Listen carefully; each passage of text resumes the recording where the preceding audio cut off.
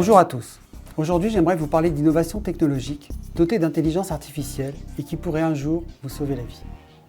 Dans le domaine de la cardiologie, on a assisté depuis 15 ans à un développement fulgurant dans l'interprétation des électrocardiogrammes. On ne compte plus le nombre d'algorithmes d'aide au diagnostic, mais aussi au traitement des troubles du rythme. Ces algorithmes sont régulièrement validés par des publications internationales. Les autres secteurs de la médecine ne restent pas en dehors de cette tendance, à l'image de la radiologie ou de l'ophtalmologie. Le développement de ces nouvelles approches permet un dépistage efficient des troubles du rythme par une analyse automatique du signal, l'optimisation et la personnalisation de la prise en charge et du suivi des patients, et enfin la prédiction et la stratification du risque de mort subite. Les palpitations sont un motif fréquent de consultation. La fibrillation atriale est de loin l'arythmie cardiaque la plus fréquemment représentée. Sa prise en charge est un enjeu de santé publique, car ne pas les diagnostiquer et donc ne pas la traiter augmente le risque de mortalité toutes causes confondues de 46%, le risque d'insuffisance cardiaque de 400% et multiplie par 2,4 le risque d'AVC et par 5 le risque d'arrêt cardiaque. Les symptômes résultant des pauses cardiaques vont du malaise avec étourdissement à la syncope brutale dite à l'emporte-pièce. Poser un diagnostic rapide et fiable est donc très important car il faut éviter les complications traumatiques, voire la mort subite. De nouveaux dispositifs, faciles à utiliser et ou à implanter, sont maintenant disponibles. Ils permettent d'enregistrer votre rythme cardiaque soit à la demande, soit en monitorant en permanence votre rythme cardiaque. L'intelligence artificielle leur permet de poser un diagnostic et de vous alerter. Pour certains, ils sont capables d'envoyer au cardiologue spécialisé en rythmologie une notification, voire un électrocardiogramme percritique sur son téléphone s'il détecte une anomalie.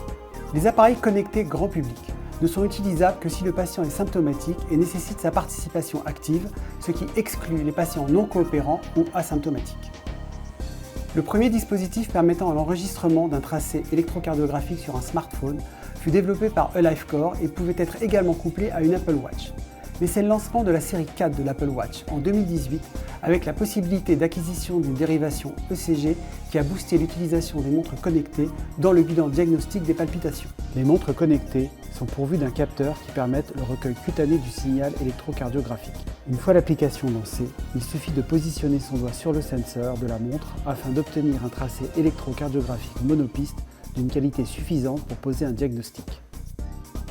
Celui-ci peut être alors envoyé au rythmologue qui validera ou non l'information. Les dispositifs médico-diagnostiques, eux, ne nécessitent pas la participation du patient et sont donc indiqués également chez des patients asymptomatiques ou non coopérants.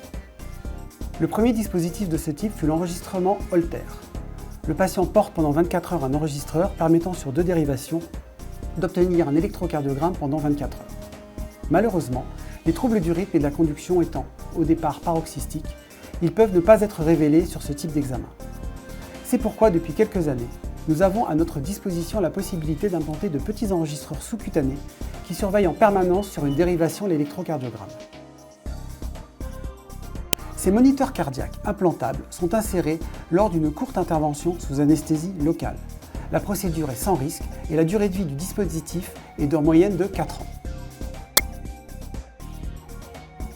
Ils peuvent télétransmettre les données à distance avec un suivi personnalisé qui permet une prise en charge rapide et adaptée.